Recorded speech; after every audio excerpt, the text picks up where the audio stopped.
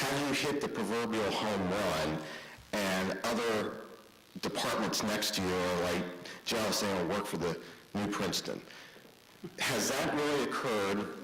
And the second thing that I'm interested in knowing is whether it's a multi-municipal effort that you've seen statewide or it's a municipal consolidation. Do you see existing what's been created new getting bigger, or do you feel you're going to see more little pots created, maybe 3, 4 of this group to go together, 3, 4 over here to go together, instead of somebody coming to Princeton 5 years from now, a neighboring borough or township, and say, we want to merge into you?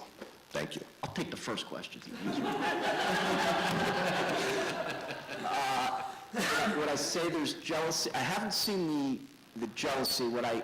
I've kind of seen maybe the opposite. I've kind of seen, hey, Nick, how's it going? Oh, it's going great. And then one of these, like, expecting me, to go off and, into a tirade of how bad it's going.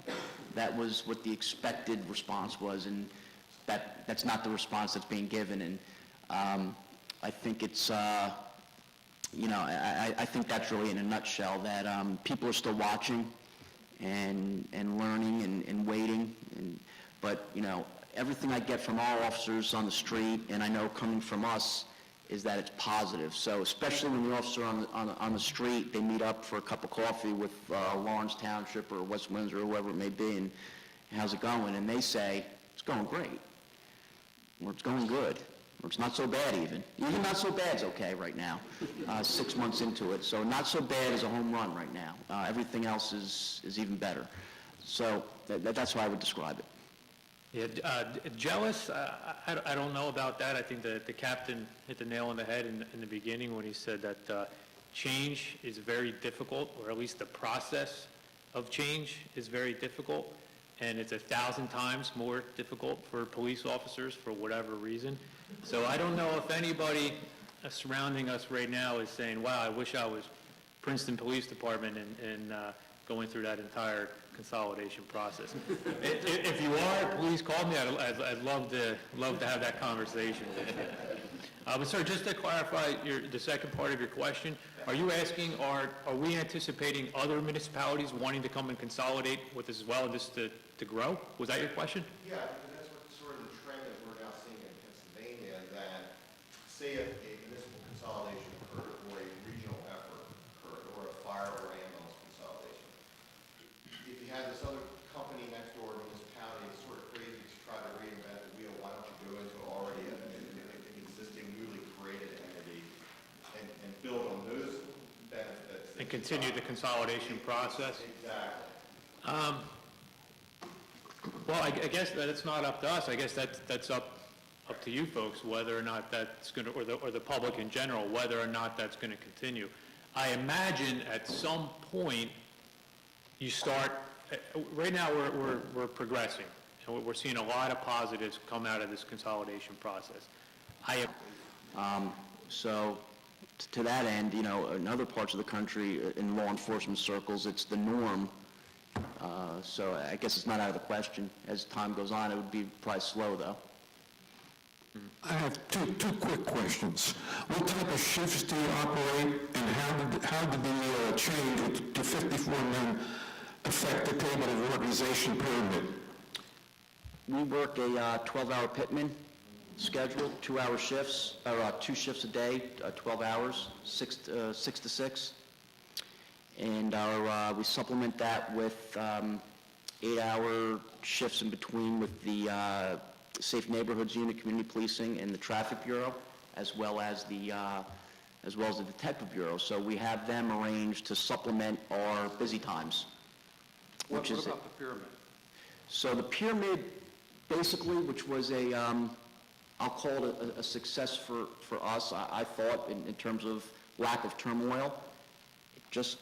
It came together, and it came together perfectly. The table of organization fit, for now, exactly the way we were. We came together and formed one department. If you were a sergeant, you're a sergeant. Now going forward, through attrition again, do we have too many of certain ranks, like sergeants? Yes, we do. I'll tell you, I think we do. And how many, we don't know yet. Did we recognize that early on? We did. So what we're able to do with this model is not have to rush that decision and say, we don't need this many sergeants, we need more lieutenants, we need another patrol officer. We have time, and we're looking at our data as we go to see how that table is going to change over the next 2 to 3 years. May we need to have a conversation saying, hey, we thought we had too many sergeants, but we don't, or we need another lieutenant. That may happen. I mean, it's a work in progress, but for right now, the table of organization remained exactly as it was as two separate departments that came together.